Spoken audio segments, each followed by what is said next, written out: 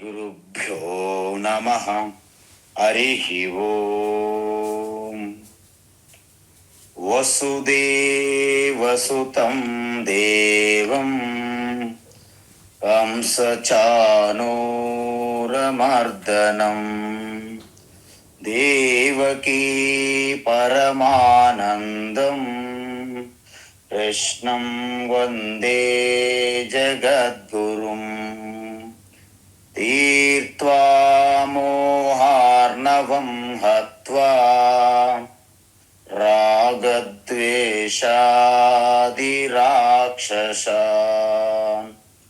సీతా శాంతి సమాయుక్తా ఆత్మా రామో విరాజతే. ఆత్మా రామో విరాజతే. ఆత్మస్వరూప బంధుఘన. ఇప్పటి వరకు 11 అధ్యాయములు భగవద్గీత మనం చూసాం. వాస్తవానికి అద్భుతమైనటువంటి విశ్వరూప దర్శనం కూడా మనం చేశాము, చేస్తూ ఉన్నాం. ఎందుకంటే తాత్కాలికంగా పొందినది ఎప్పుడు కూడా మనకి సంపూర్ణమైన తృప్తి ఇవ్వదు. కానీ శాశ్వతమైనటువంటి విశ్వరూప దర్శనం ఏమిటి అని మనం తెలుసుకున్నాక మనకి ఇంక ఎప్పుడు కూడా ఆ విశ్వరూప దర్శనంలోనే ఉన్నాం. అయితే ఆఖరిలో ఒక శ్లోకం చెప్పారు. ఏంటది అంటే, ఏం చెప్పారంటే, మత్కర్మకు మత్పరమః మద్భక్త సంగవర్జిత నిర్వైర సర్వభూతేషు యస్య మామేతి పాండవ. ఇది ఈ 12వ అధ్యాయం, అంటే భక్తి యోగ అంటారు. భక్తి యోగం ఇది. సో ఈ భక్తి యోగానికి అనుప్రశ్న అంటారు. ఎలా అంటే, ఏదైతే 11వ అధ్యాయంలో భగవాన్ చెప్పారో దానికి అనుసంధించి, దానికి అనుసారంగా, దానికి అనుకూలంగా అర్జునుడు ప్రశ్నిస్తాడన్నమాట ఇక్కడ. అందుకే దీనికి అనుప్రశ్న అంటారు.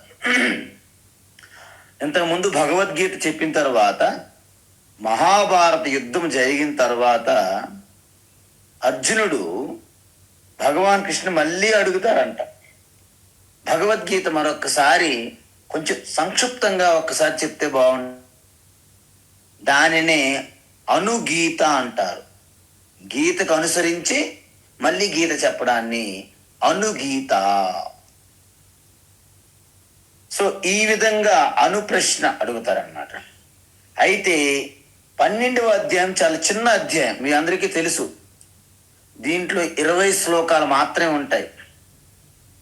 కానీ 20 శ్లోకాలు మొత్తము వేదాంతం ఉపనిషత్తులే కాదు, మొత్తం వేదముల యొక్క సారాన్ని కూడా మనకి సంపూర్ణంగా తెలుస్తుంది అన్నమాట. ఎంత అద్భుతమో చూడండి. కేవలం 20 శ్లోకాలు వేదముల యొక్క సారాన్ని కూడా తెలియజేస్తుంది అన్నమాట. అందుకే భక్తి అంటే ఏంటి మనం చూసాం ఆఖరిలో 11వ అధ్యాయంలో. భక్తి అంటే కేవలం ఒక్క సాధన కాదు. మేము భక్తి అండి, మా సాధన, మా జ్ఞానంతో పని లేదు, మా కర్మయోగంతో పని లేదు అంటే నీకు భక్తి గురించి పెద్దగా తెలియదు అని అర్థం. భక్తి అంటే అనేక తపస్సులు, సాధనల యొక్క సముదాయము, కలయికనే భక్తి అంటారు. ఎందుకంటే భక్తి లేనిది మీరు సేవ చేయలేరు. భక్తి లేనిది మీరు ఏ కర్మను కూడా ప్రేమగా, ప్రీతిగా చేయలేరు. భక్తి లేనిది జపతపాలు చేయలేరు. భక్తి లేనిది ధ్యానం చేయలేరు. భక్తి లేనిది శ్రవణం కూడా చేయలేరు. మననము, నిధిధ్యానం ఇవన్నిటి కూడా భక్తి భక్తి భక్తి.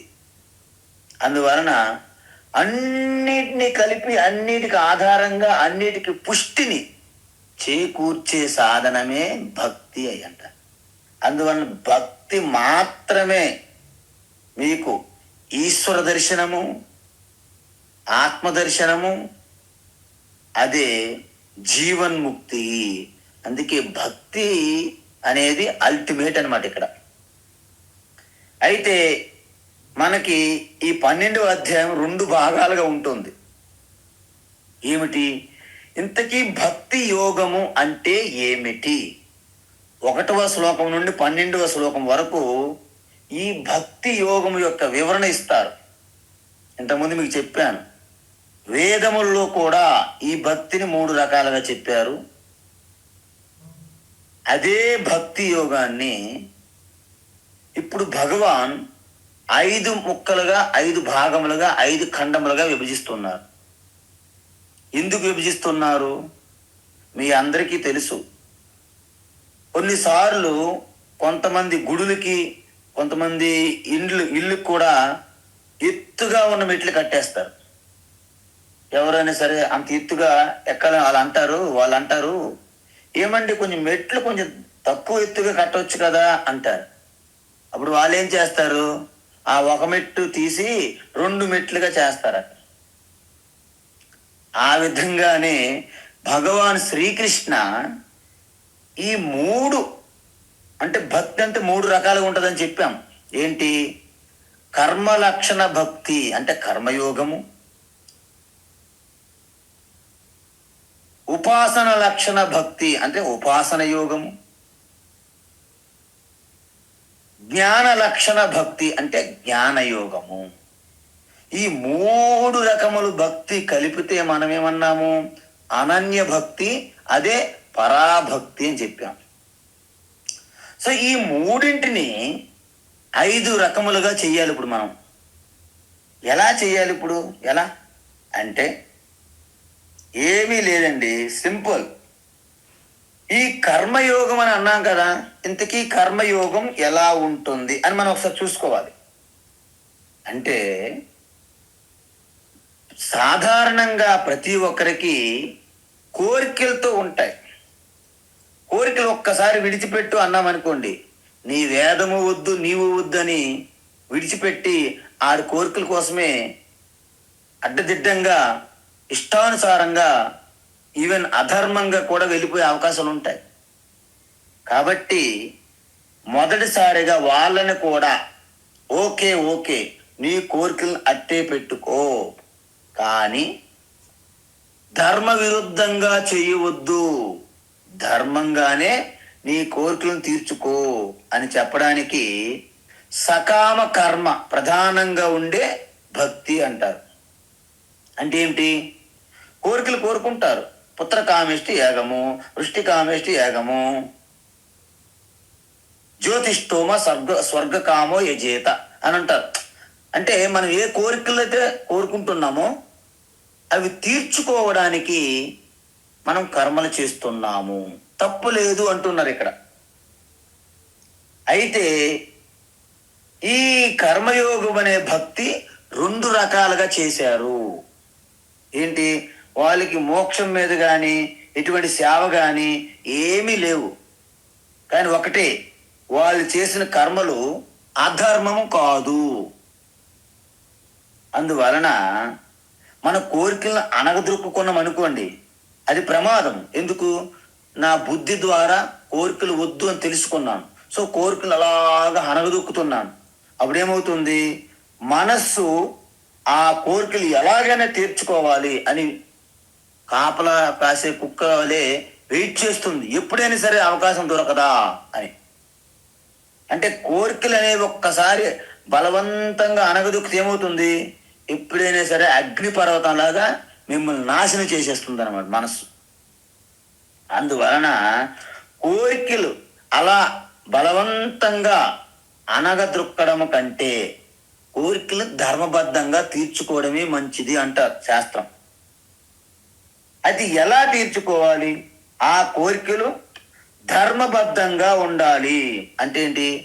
అక్రమంగా ఉండకూడదండి, అవినీతిగా ఉండకూడదండి, అధర్మంగా ఉండకూడదు. తర్వాత మరి ఇది కర్మయోగం ఎలా అవుతుంది స్వామి అని మీకు డౌట్ రావాలి. అంటే కర్మ మీరు కోరికలు పెట్టుకొని చేశారు, కానీ దానికి ప్రసాదం ఫలితం వస్తుంది కదండి, రిజల్ట్. ఆ రిజల్ట్స్ని మీరేం చేయాలంటే, ఇది నా గొప్పతనం కాదు, నా శక్తి కాదు, ఇది ఈశ్వర ప్రసాదము అని ఒక్క భావన చేయాలండి. మీ కోరికల కోసం అన్ని ధర్మంగా మీరు చేసుకుంటూ పోతూ రిజల్ట్ ఎప్పుడైతే వస్తుందో, ఇల్లు కట్టారు, ఇంట్లో దిగారు, ఈశ్వర ప్రసాదం. కారు కొన్నారు, వాడుతున్నప్పుడు ఈశ్వర ప్రసాదం. అందుకే పూజలు చేస్తుంటాం మనం. గృహప్రవేశం పూజ, వాహనం కొనేటప్పుడు పూజ, ప్రతిదీ పూజే. ఎందుకు చేస్తాము అంటే, ఇది ఈశ్వర ప్రసాదముగా వచ్చింది నాకు అనే భావన చేయడం వలన దానికి మొట్టమొదటి మెట్టు కర్మయోగంలో. సకామంగానే కోరికల ప్రకారంగానే చేశావు, ధర్మబద్ధంగా చేస్తున్నావు, వచ్చినటువంటి ఫలితాన్ని ఈశ్వర ప్రసాదంగా స్వీకరిస్తున్నావు. దీనిని సకామ కర్మయోగము అంటారు. చూసారా, అంటే కర్మయోగం 2 భాగాలుగా చేసాం మనం. దీంట్లో మీకు ఆధ్యాత్మికమైనటువంటి ఆ తపస్సు వృద్ధి మెల్లగా మందకొడిగా జరుగుతుంది. పెద్దగా మీలో మార్పు రాదు, ఎందుకంటే కోరికలు ఇంక బలంగా ఉన్నాయి కదా. సో అయినప్పటికీ ఈశ్వర ప్రసాదంగా మీరు ఒక్క భావన చేశారు, వచ్చిన ఫలితాన్ని ఈశ్వర ప్రసాదంగా చేశారు. కర్మలు చేసేటప్పుడు ఏం మీరు ఈశ్వరుని ఇంకా చేయలేదు. నేను కర్మ చేస్తున్నాను కాబట్టి నాకు రావాలనే కర్తృత్వంతోనే చేస్తారు కర్మలు. కానీ వచ్చిన రిజల్ట్స్ ఉన్నాయి కదా, ఫలితం, ఫలం, అవి ఈశ్వరుడికి అప్పగిస్తుంటాం మనం డబ్బులు అలాగేదో ఒక జాబ్ చేసి తెస్తాము, ఒక వాహనం కొంటాము, దాన్నేమో మనము పెద్దమ్మ తల్లి గుడి దగ్గరికి పెట్టి పూజ చేసి వస్తాము. చూసారా, అది సకామ కర్మయోగము. మరి కర్మయోగంలో 2వ భాగం ఏమిటి అంటే, భగవాన్ ఏం చెప్తున్నారంటే, నిష్కామ కర్మ ప్రధానము. అంటే ఏంటి అంటే, ఇక్కడ అసలైనటువంటి నిజమైన కర్మయోగము, భక్తి ఇక్కడ స్టార్ట్ అవుతుంది. అసలైన భక్తి మొదటి దానిలో ఈశ్వర ప్రసాదంగా స్వీకరించాం కాబట్టి అక్కడ ఆరంభమైంది భక్తి. కానీ ఇక్కడ మొలకెత్తింది. ఎలా అంటే, మన యొక్క శరీరము, మన యొక్క మనస్సు, బుద్ధితో చేసే ఈ కర్మ ఏదైతే ఉందో త్రికరణ శుద్ధిగా అంటారు. సో అప్పుడు ఏం చేస్తాము, ఈ కర్మను కూడా ఈశ్వరునికి పూజ అనే భావంతోనే చేస్తాం. ఎందుకు, మనం ఎక్కువగా ఏమీ కోరుకోము, మన కర్తవ్యంగా, మన బాధ్యతగా, నా డ్యూటీ అనే విధంగా, నా వలన ఇతరులకి మేలు జరగాలి అంటే పరోపకారం పుణ్యాయ పాపాయ పరపీడనం, ఈ సూత్రం ఉంటుంది ఇక్కడ. పరోపకారం పుణ్యాయ, పుణ్యం కోసం పరోపకారం అయితే పరపీడనం అనేది పాపం కోసమే అని చెప్పారు. అందువలన చాలా మందికి ఈయన చాలా విజయం సాధించారని అంటారు. దేనివల్ల విజయం సాధించారు, ఎక్కువ ఇల్లు కట్టారు, వాహనాలు ఉన్నాయి, డబ్బులు ఉన్నాయి, ఆస్తులు ఉన్నాయి, ఇవి నౌకర్లు ఉన్నారు, దీనిని విజయం సాధించారు అనుకుంటారు. కానీ విజయం, అసలైన విజయం ఏమిటంటే, ఇక చాలు, ఆ సంపూర్ణమైన తృప్తి. అదేవిధంగా ఎప్పటికీ ఇస్తూనే ఉంటారనమాట. Giving giving giving, give give give give give. ఆ ఇచ్చేవారే నిజమైన విజయం సాధించినట్లు లెక్క. అందువలన నా కర్మణ నా ప్రజయ ధనేన త్యాగే నైకే అమృతత్వమానసు. అంటే కేవలము ఇస్తూనే ఉండేవాళ్ళే ఈ జగత్తులో అసలైన విజయం సాధించిన వారు లెక్క.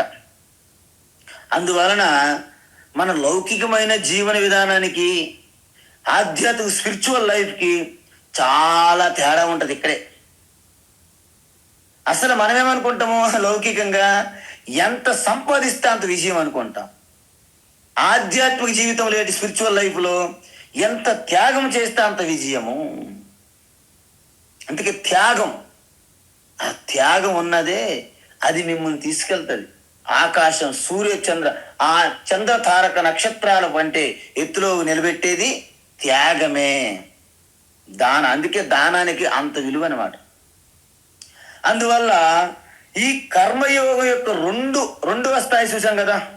నిష్కామ కర్మయోగము అంటే ఇది లోక కళ్యాణము, జగత్ కళ్యాణం కోసం ఎక్కువగా జరుగుతుంది. ఆ జగత్తులో మీరు ఉంటారు, మీరు వేరుగా జగత్తు ప్రపంచం వేరుగా ఉండదు కదా. ఇలా చేయడం వల్ల ఏమవుతుంది, చాలా మంది అనుకుంటారు మేము అంత దాన ధర్మాలు చేయడానికి ఇవ్వడానికి మా దగ్గర ధనం ఎక్కడ ఉంది. దానము అంటే కేవలం డబ్బులు ధనాలు ఇవ్వడమే కాదండి. కొంతమందికి ఒక మంచి మాట సాయం కావాలి, కొంతమందికి మేమున్నాము అనే ఒక సపోర్ట్ మాటలు కావాలి, వాళ్ళకు ఒక సలహా, ఒక ఆలోచన, ఒక ధైర్యం నింపడం. ఇదన్నీ కూడా మీకు విద్యాదానం అన్ని దానం కింద వస్తాయి.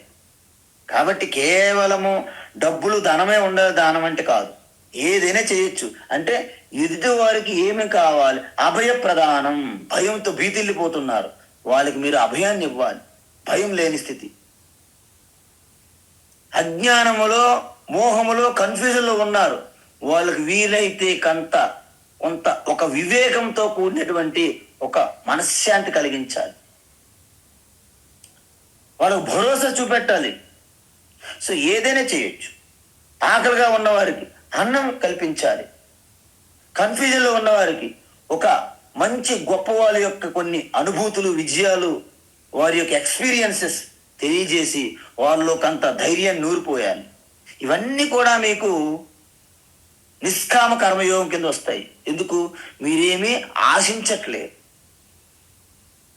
అయితే రెండవ స్థాయి కర్మయోగం ఏం చెప్పాను నేను, ఈశ్వరార్పణ బుద్ధితో కర్మలు చేస్తూ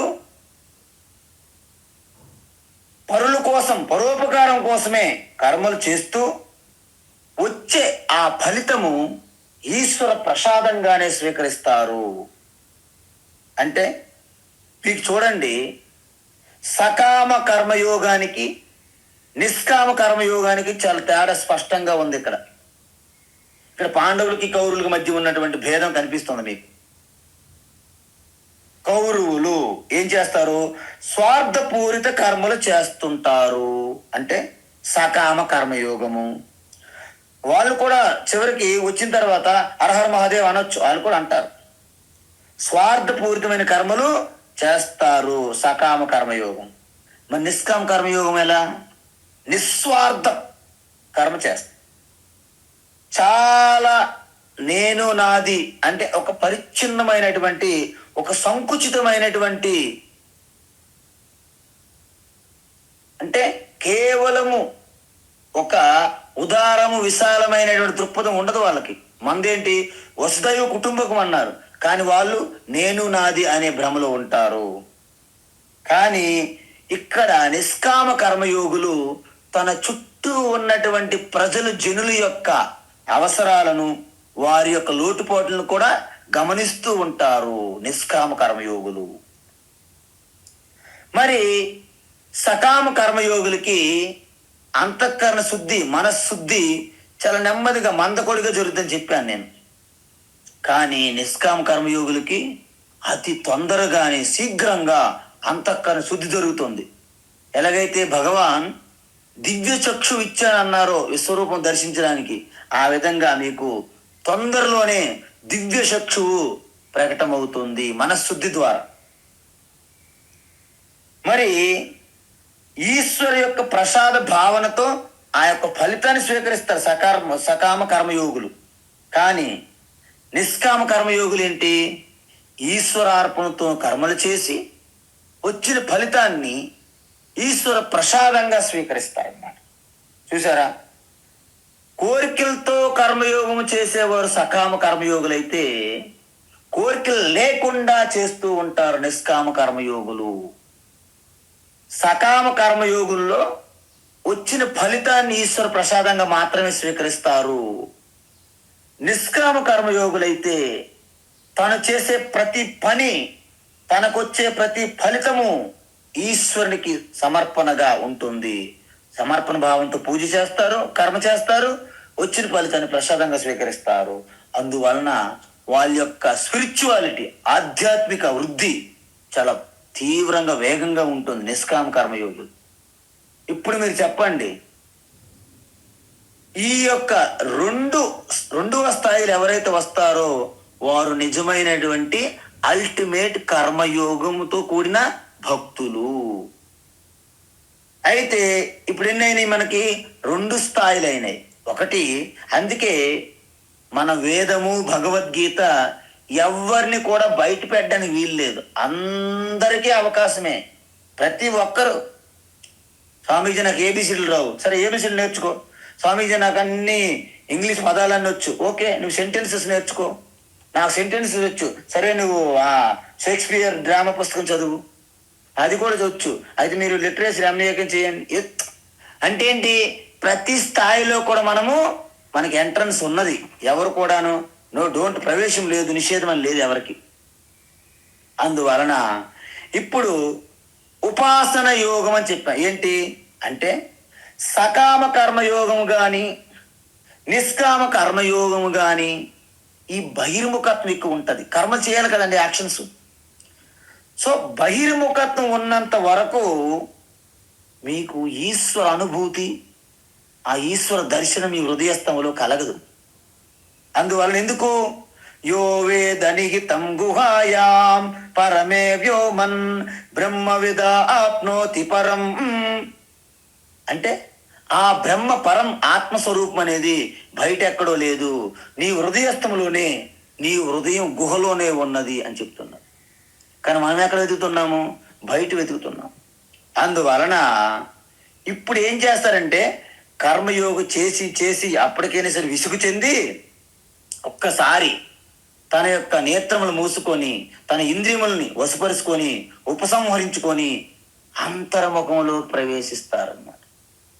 అంటే ఆ ఈశ్వరుని పైనే ధ్యానం చేయడాన్ని ఉపాసన యోగము అంటారు. అయితే ఉపాసన యోగం కూడా 2 రకములుగా భగవాన్ శ్రీకృష్ణ విభజిస్తున్నారు ఈ అధ్యాయంలో. ఎలా అంటే పరాంచికాని వ్యతృణ స్వయంభూ తస్మాత్ పరాన్ పశ్యతి నా అంతరాత్మ. అంటే ఉపనిషత్తులు ఏం చెప్పినట్టే, యమధర్మంలో ఏమన్నాడంటే మన ఇంద్రియములు అంటే మన నేత్రములు, మన చెవులు, ముక్కు, నోరు, చర్మము ఇవన్నీ బయటికే ఉన్నాయండి. అందుకే అవి సహజంగానే బయట వస్తువులు అయిపోయి వెళ్తాయి. కానీ ఎవరైతే వివేకవంతులు, అత్యంత త్యాగ నిరత కలిగి అత్యంత ధీర వనితులు, వారు మాత్రమే ఆ ఇంద్రియములను విచ్చలవిడిగా విడిచిపెట్టకుండా వశపరుచుకొని ఉపసంహరించుకొని అంతరంలోకి అన్వేషిస్తారు అని చెప్పారు. అందువలన ఇక్కడ మనం ఉపాసన యోగాన్ని కూడా 2 రకాలుగా విభజించారు భగవాన్ శ్రీకృష్ణ. అందుకే భగవద్గీత ఇంత ప్రాచుర్యం పొందడానికి ఇది. ఎందుకు? అందరికీ సులభంగా వివరించాలి. ఆ వేదములో చెప్పిన 3 మెట్లకే ఇక్కడ 5 మెట్లు చేశారు భగవాన్ శ్రీకృష్ణ. ఏం చేశారు? కర్మయోగము అనేది ఒకటి ఉంటుంది వేదము, ఆ కర్మయోగాన్ని 2 మెట్లు చేశారు అనమాట. ఇక్కడ ఏంటి? సకామ కర్మయోగము, నిష్కామ కర్మయోగము. వేదముల్లో ఉపాసన యోగము అని 2వ స్టెప్ ఉంటుంది. దాన్ని 3, 4 కింద ఇక్కడ విభజించారు కృష్ణ పరమాత్మ. ఏంటవి అంటే ఏకరూప ఈశ్వర ధ్యానము. చూడండి, మనం ప్రతి ఒక్కరు నిన్న నేను బొల్లారంలో ఆ ఇంటికి వెళ్తే ఎంట్రన్స్లోనే శ్రీకృష్ణ పరమాత్మ ధ్యాన ముద్రలో ఉన్నారు. ధ్యానము జ్ఞాన ముద్ర కలిపి ఉన్నారు. అది చూసిన వెంటనే అలా కళ్ళు మూసుకొని అక్కడ ఒక 5 నిమిషాలు ధ్యానం చేయాలనిపించింది నాకు. అటుపక్క వెళ్తే బుద్ధుని విగ్రహం పెట్టారు. పైకి వెళ్తే అక్కడ లలిత అమ్మవారి యొక్క ఒక పెద్ద ఆర్టిఫిషియల్ ఇంటెలిజెన్స్ గా అక్కడే అమ్మవారు కూర్చున్నారా అనిపిస్తుంది. అంటే ఇవన్నీ కూడా ఏకరూప ఈశ్వర ధ్యానము అంటారు. అంటే మీరు ఈ సృష్టి అంతా విడిచిపెట్టేస్తారు, కేవలము ఈశ్వర భగవంతుడు దేవి ఒక్క రూపం మీదే దృష్టి పెట్టి మీరు ధ్యానించడాన్ని ఏకరూప ఈశ్వర ధ్యానం అంటారు. కొంతమంది గురువుని, కొంతమంది దేవీ దేవతల్ని, దేనినైనా సరే మీరు ఒకే రూపాన్ని మీరు ధ్యానించడాన్ని ఉపాసన యోగములో మొదటి 3వ స్టెప్. ఇంతవరకు 2 చూసాము. ఉపాసనలో మొదటిది ఏంటంటే ఏకరూప ఈశ్వర ధ్యానము. ఎప్పుడైతే ఏకరూపంగా మీరు చేస్తారో, ఒకే రూపంగా అంటే రామ, శివ, కృష్ణ, దేవి, గణపతి, సుబ్రహ్మణ్య స్వామి, సూర్య, ఎవరైనా సరే ఒకే రూపం మీద సర్వస్వం మీరు. అంటే మీ నిరంతరము కూడా మీ ధ్యాస, మీ చింతన ఆ రూపము, ఆ ఈశ్వర, ఆ నామము, ఆ కీర్తన. శ్రవణం కీర్తనం విష్ణు స్మరణం పాద సేవనం. ఆ విష్ణు ఒక రూపాన్ని మీరు అలాగ దర్శిస్తోంది.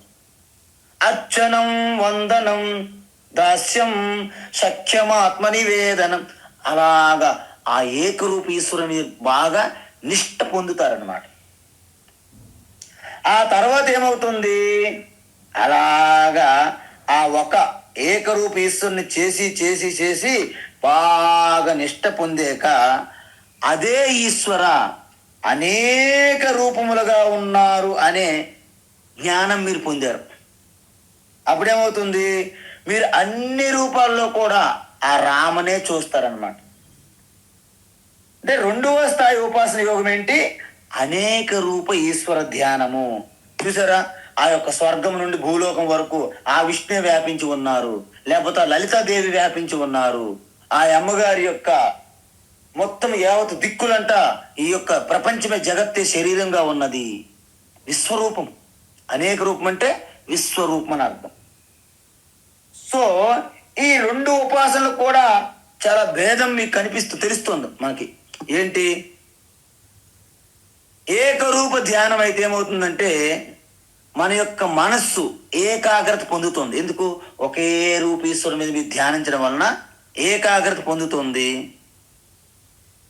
తర్వాత అనేక రూప ఈశ్వర ధ్యానం చేశారనుకోండి, లాభం ఏంటి, మీ యొక్క బుద్ధి, మనస్సు ఎక్స్పాండ్ అవుతుంది. అంటే విశాలత, ఉదారత విశాలంగా అంటే యావత్ ప్రపంచమంతా ఈశ్వరుని భావన మీలో కలుగుతుంది. ఏకరూపేశ్వర ధ్యానం అది కలగదు, మీకు ఏకాగ్రత సిద్ధిస్తుంది. అందువలన ఏకరూప ఈశ్వర ధ్యానం చేస్తారు, అనేక రూపేశ్వర ధ్యానం చేస్తారు. అంటే 2 ఉపాసకులు కూడా సగుణం అంటే గుణములు, వాటి యొక్క మహిమలు, విభూతులు కలిగి ఉన్న ఈశ్వరునే ధ్యానిస్తున్నారు. అందుకే ఈ 2 కూడా అంటే ఏకరూప ఈశ్వర ధ్యానము, అనేక రూప ఈశ్వర ధ్యానం 2 కూడా సగుణ ఈశ్వరు కిందే వస్తాయి. మీకు అర్థమైందా? ఇక్కడ సగుణ ఈశ్వర్ అంటే చూడండి, మన విశ్వరూపం చూసాం 11వ అధ్యాయం, అది కూడా సగుణ ఈశ్వర ధ్యానం కిందే వస్తుంది. కానీ అనేక రూప ఈశ్వర ఈ విధంగా చేస్తే మొదటిది ఏంటండి, 1 కర్మయోగము, సకామ కర్మయోగము. కర్మయోగములు 2 నిష్కామ కర్మయోగము. అక్కడేంటి, ఈశ్వరార్పణ బుద్ధి, ఈశ్వర ప్రసాద బుద్ధి, కర్మయోగం అయిపోయింది. మరి ఉపాసన యోగంలో 1 ఏంటి, చిత్త ఏకాగ్రత పొందుతున్నారు. 2 చిత్త విశాలత అంటే మనస్సు విశాల దృక్పథం. ఈ 2 కలిపితే ఏమవుతుంది, కర్మయోగము ప్లస్ ఉపాసన యోగము కలిపితే జ్ఞాన యోగానికి మీకు యోగ్యత, అధికారం వస్తుంది. మనం డిగ్రీ చదవాలంటే ఇంటర్మీడియట్ పాస్ అయినటువంటి యోగ్యత మనకు ఉండాలి. ఆ విధంగా ఈ కర్మ ఉపాసనని 4 పాదములుగా, 4 మెట్లుగా తయారు చేశారు భగవాన్ శ్రీకృష్ణ. మరి మిగిలింది ఏంటి, జ్ఞానయోగ భక్తి. మరి దాన్ని ఎన్ని రకాలుగా విడదీయాలి, ఎన్ని రకాలుగా విడదీయడానికి కుదరదు. ఒకే ఒకటి ఏంటి, మీరు కర్మయోగములో బహిర్ముఖంగా ఉంటూ కర్మలు చేస్తున్నారు, ఈశ్వరునికి అర్పిస్తున్నారు. వచ్చిన కర్మల ఫలితాన్ని ఈశ్వర ప్రసాదంగా స్వీకరిస్తున్నారు. ఉపాసన భక్తిలో ఏకరూప భక్తి చేశారు, అనేక రూప భక్తి ధ్యానం చేశారు. దానివల్ల కూడా మీకు ఏకాగ్రత, చిత్త విశాలత కలిగింది. కానీ ఉపాసన యోగ భక్తిలో సగుణ రూపీశ్వరే. మరి జ్ఞానయోగ భక్తి అంటే ఏమిటి అంటే నిర్గుణ ఈశ్వర భక్తి. నిర్గుణ ఈశ్వర భక్తి అంటే జ్ఞానయోగంలో ఏంటి చేస్తారండి? భక్తి అంటే విచారణ, ఆత్మ విచారణ. ఆత్మ విచారణే నిర్గుణ ఈశ్వర భక్తి అంటారు. అవునండి, నిర్గుణ ఈశ్వరు అయినప్పుడు ఎటువంటి ధ్యానం ఎలా చేస్తాం సాధ్యమవుతుంది అంటే సకల గుణాలన్నీ విస్మరించిన తరువాత కేవలము నేను ఏదైతే నిషేధించడానికి వీలు పడదో ఆ నేను అనే ఆ స్ఫురణ, ఆ తెలివిగా ఉండడమే మనం ఈవేళ ధ్యానంలో చూసాం. అహమస్మి, నేనుగా మిగులుటయే, దాని యందు సావధానంగా జాగరూకతతో ఉండడమే జ్ఞానయోగ భక్తి లేదా నిర్గుణ ఈశ్వర ధ్యానం అంటారు. దీనికి 3 రకాలైనటువంటి విధానాలు. ఆ దాంట్లోనే ఏంటి?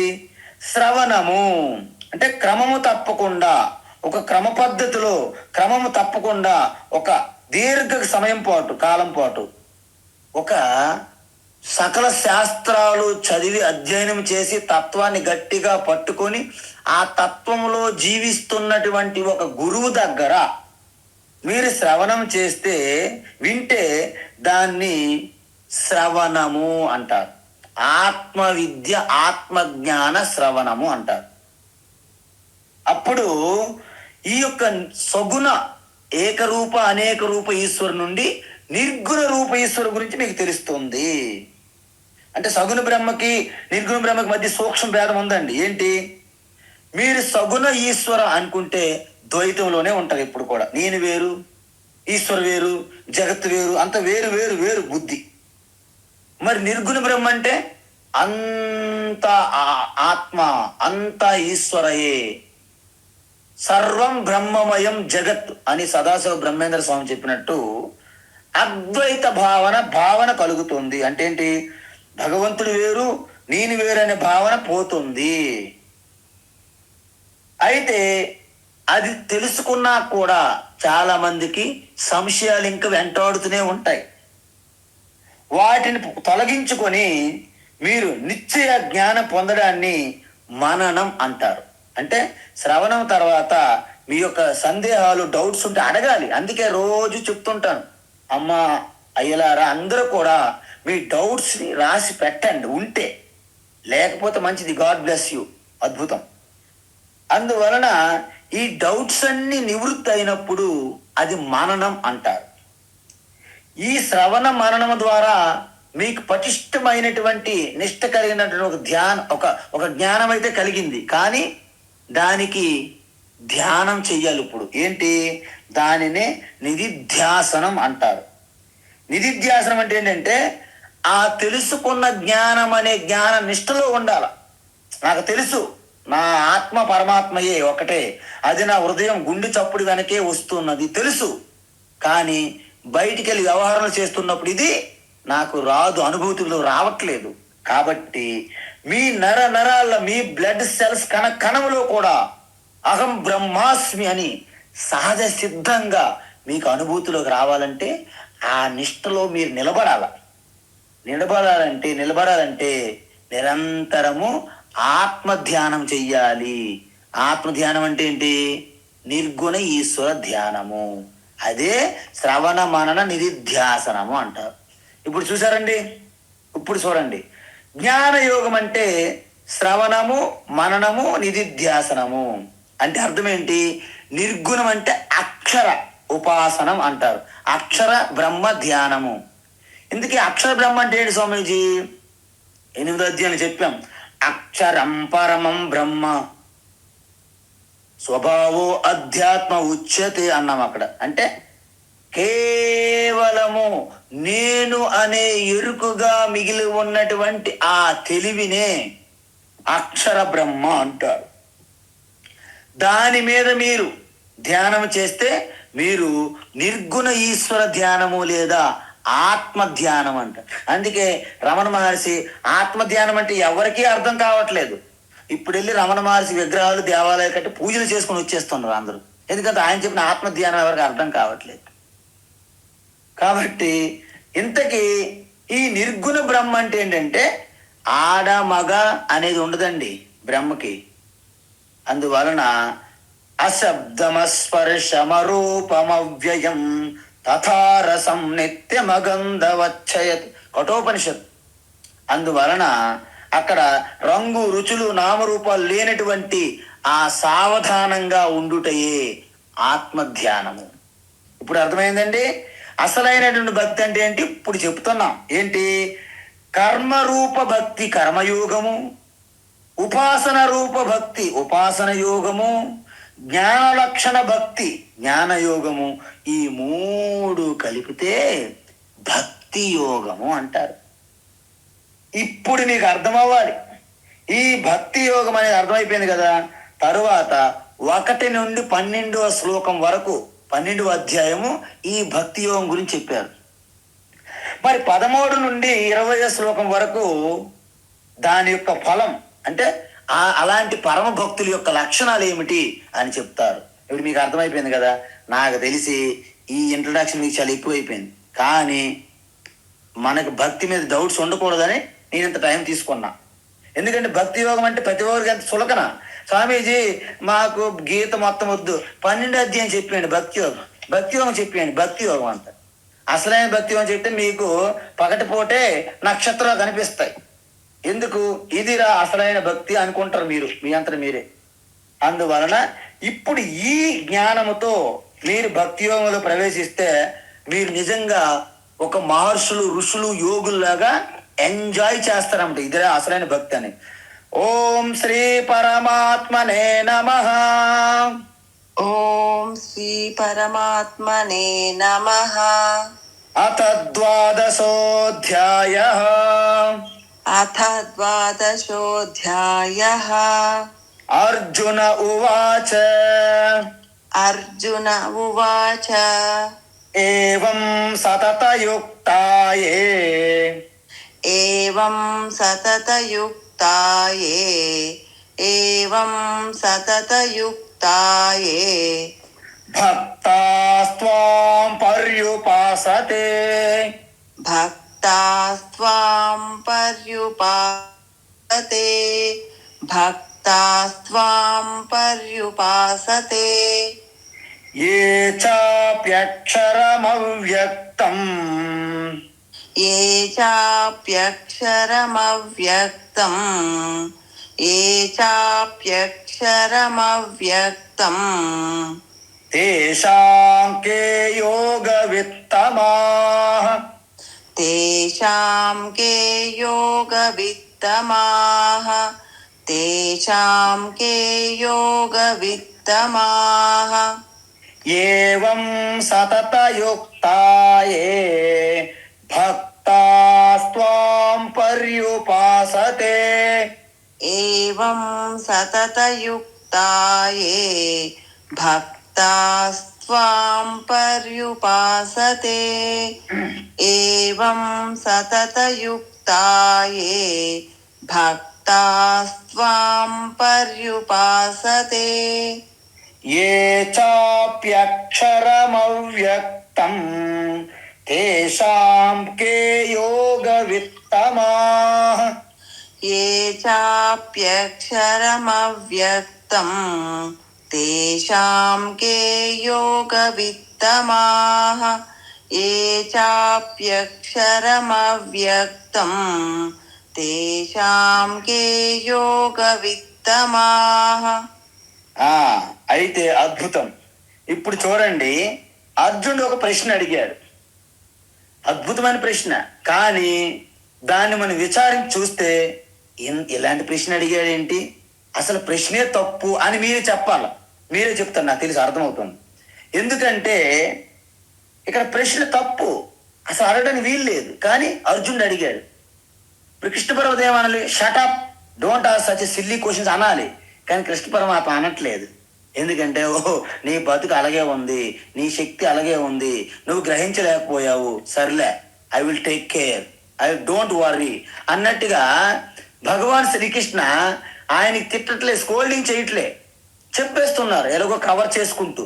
కానీ నిజంగా మీకు తెలుస్తుంది అర్జునుడు ఇలాంటి ప్రశ్న అడిగాడని మీరు అంటారు. ఇప్పుడు చెప్తా ఏంటంటే, ఏవం అంటే ఏ ప్రకారంగా 11వ అధ్యాయములో విశ్వరూప ఈశ్వరుని గురించి చెప్పారు కదండి.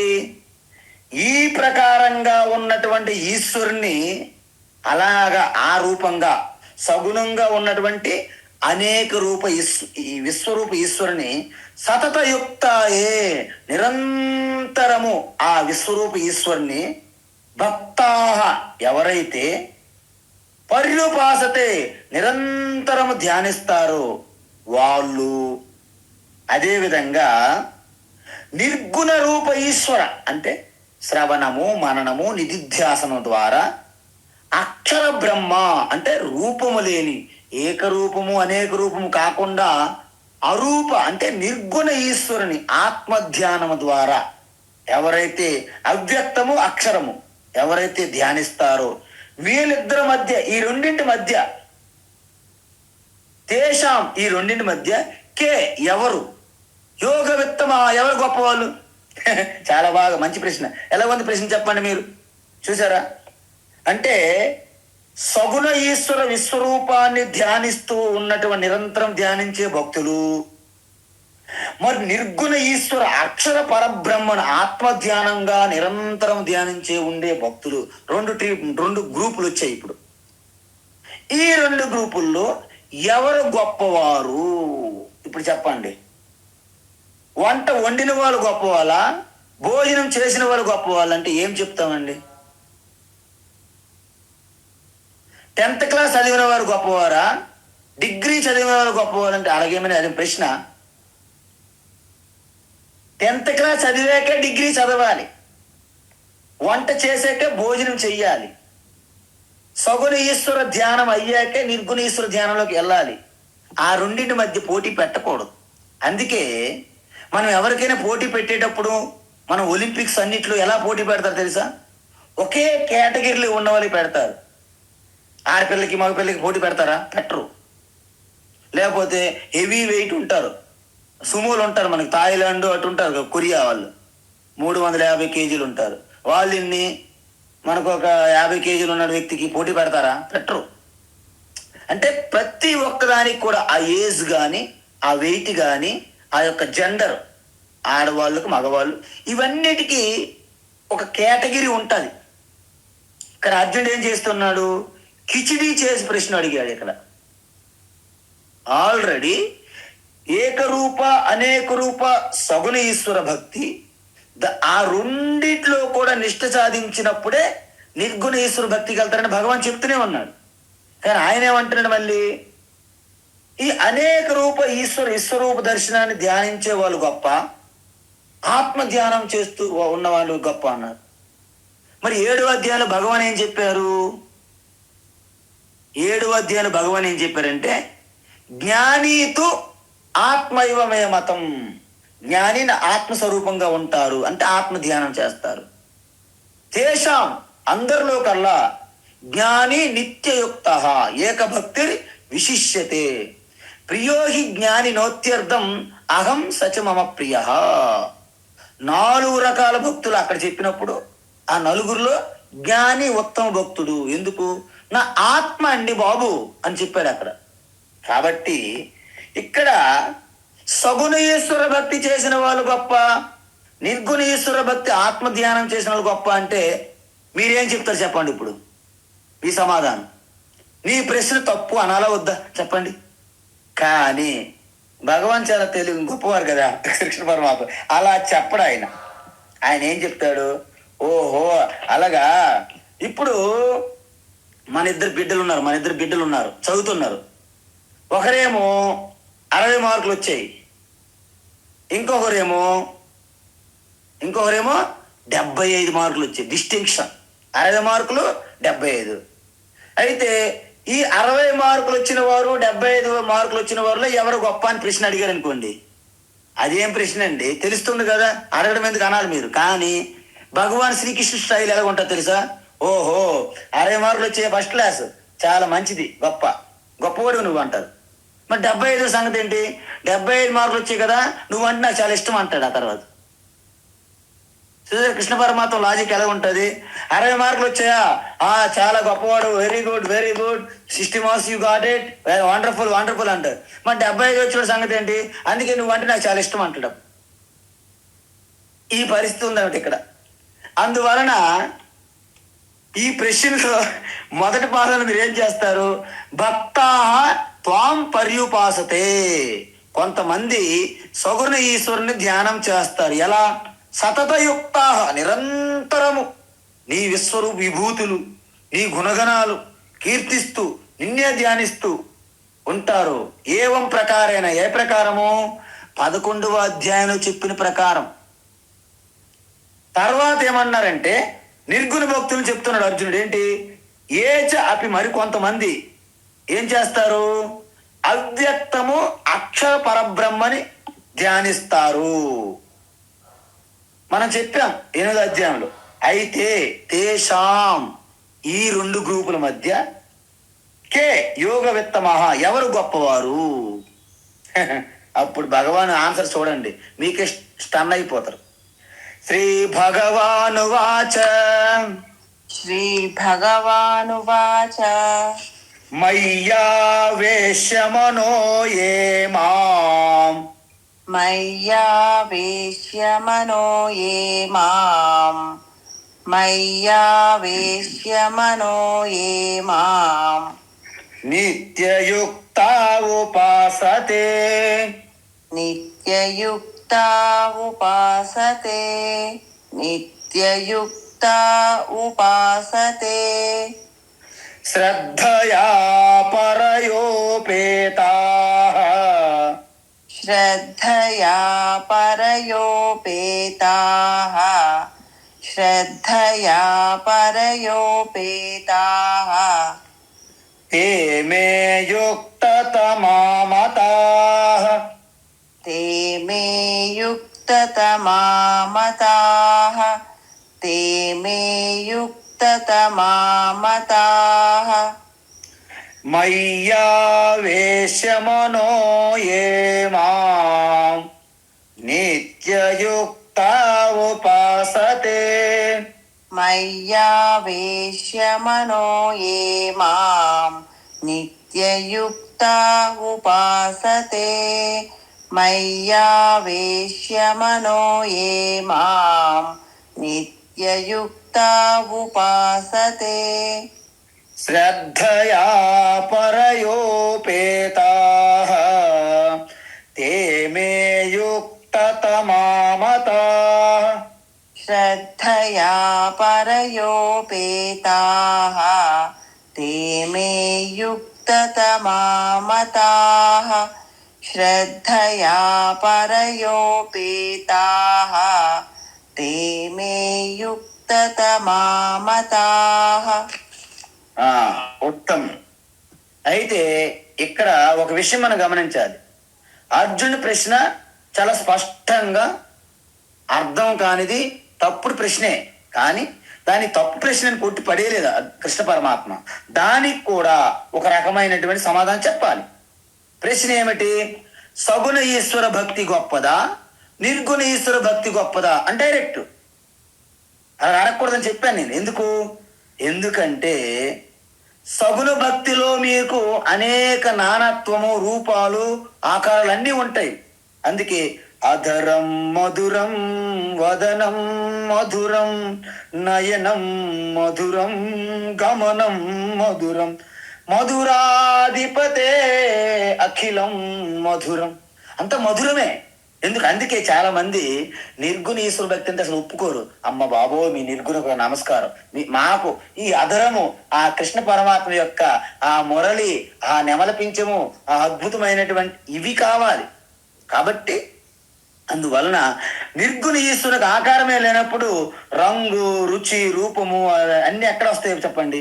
అందువలన అసలు చాలా మంది ఒప్పుకోరు. అసలు నిర్గుణ ఈశ్వరు అంటే అసలు అంగీకరించరు పూర్తిగా. అందువలన మరి అసలు జవాబు ఏంటి అంటే నిర్గుణ ఈశ్వర సగుణ ఈశ్వర రెండిట్లు అడిగేటప్పుడు దానికి నిజంగా స్ట్రైట్ ఆన్సర్ లేదు, జవాబు లేదు. కానీ భగవాన్ శ్రీకృష్ణ చాలా అద్భుతంగా చెప్తున్నారు. ఏంటి ఎలాగంటే ఇప్పుడు నాకు ఒక 5 కేజీలు పాలు కావాలంటే మీరు ఇస్తారా? 5 కేజీల పాలు, 5 కేజీల పాలు అనకూడదు, 5 లీటర్లు అనాలి. అదేవిధంగా మీరు ఏదైనా చూసుకోండి, 3 లీటర్లు బెల్లం ఇవ్వని అంటారా? 3 లీటర్లు బెల్లమా? అది ఎలా కుదురుతుంది? అందువలన మనం ఎప్పుడు కూడా ఒక 2 కేజీల బెల్లము, 3 లీటర్ల పాలు అంటే వాటికి అనుగుణంగా 2 సమానమైన కేటగిరీలో ఉన్నవే మనం అడగాలి. ప్రశ్న సగుణేశ్వరికి నిర్గుణేశ్వరికి సంబంధం లేదు. ఎందుకు? మీరు సగుణ రూపాలన్నీ ఆస్వాదించి వాటిని విడిచిపెట్టినప్పుడే నిర్గుణేశ్వరులకు మీరు వెళ్తారు. అంటే దీని అర్థం ఏంటి? సగుణ ఈశ్వర భక్తి చేయకుండా నిర్గుణ ఈశ్వర భక్తి అసాధ్యం. మీరు రాసుకోండి, నోట్ చేసుకోండి పాయింట్. సగుణ అంటే అనేక నామరూపములుగా రామ, కృష్ణాదేవి, వినాయక ఇలాగ సగుణ ఈశ్వర భక్తి ఉపాసన ధ్యానము లేకుండా నిర్గుణ ఈశ్వర ఆత్మ ధ్యానములోకి వెళ్ళడము అసాధ్యము. మరి సగుణ ఈశ్వర ధ్యానము భక్తి చేస్తూ నిర్గుణ ఈశ్వర భక్తి ధ్యానములోకి వెళ్ళకుండా ఉంటే అది అసంపూర్ణము, సంపూర్ణం కాదు భక్తి. ఇప్పుడు మీరు తెలుసుకోండి, మీరు సంపూర్ణ భక్తికి మీరు వెళ్ళాలి అంటే సగుణ ఈశ్వర భక్తి ధ్యానం చేసి తరువాత నిర్గుణ ఈశ్వర భక్తి అంటే ఆత్మ ధ్యానములోకి, అంటే జ్ఞాన యోగ భక్తి, శ్రవణ మన నిధిధ్యాస భక్తి అనేది నిర్గుణ ఈశ్వర భక్తి ధ్యానం అంటే ఆత్మ ధ్యానం. దానికి వచ్చినప్పుడే సంపూర్ణ భక్తి అంటారు. అందువలన మళ్ళీ రిపీట్ చేస్తున్నా, సగుణ ఈశ్వర భక్తి లేనిది నిర్గుణ ఈశ్వర భక్తి అసాధ్యం. నిర్గుణ ఈశ్వర భక్తికి రానిది సగుణ ఈశ్వర భక్తి అసంపూర్ణమే. ఇది మనం నోట్ చేసుకోవాలి పాయింట్స్. ఇలాంటి పాయింట్లు మీరు నోట్ చేసుకొని మీ ఇల్లు డైనింగ్ టేబుల్ దగ్గర, వంటగది దగ్గర, లివింగ్ రూమ్ దగ్గర ఎక్కడికక్కడ అంటించుకోవాలి, గోడ మీద ఎప్పుడు కూడా చదువుకోవాలి.